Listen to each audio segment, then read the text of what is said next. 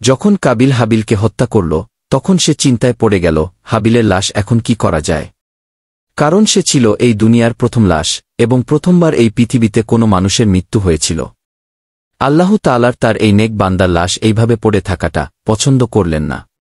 ফলে আল্লাহ তাআলা দুটি কাক পাঠালেন এবং কাক দুটি কাবুলের সামনে লড়াই শুরু করল। এক সময় লড়তে লড়তে একটা কাকের মৃত্যু হয়ে গেল। ফলে অন্য কাক মাটি গর্ত করে মৃত কাককে দাফন করল। এটা দেখে কাবুলও তার ভাইকে দাফন করল। কাবুল ছিল পৃথিবীর প্রথম নাফরমান মানুষ। অন্যদিকে হাবিল ছিল নবী আদমের একজন নেক সন্তান, যার মৃত্যুর ফলে হজরত আদম আলাইসালাম অনেক কান্না করেছিল এবং আল্লাহর কাছে একটা নেক সন্তানের দোয়া করেন। নবী আদমের এর দোয়া আল্লাহ কবুল করে তাকে আবার একজন সন্তান দান করেন, যার নাম ছিল হযরত শীস আলাইহিসাল্লাম। আর তিনি ছিলেন হজরত আদম আলাইসাল্লাম এর পরে পৃথিবীর দ্বিতীয় পয়গম্বর।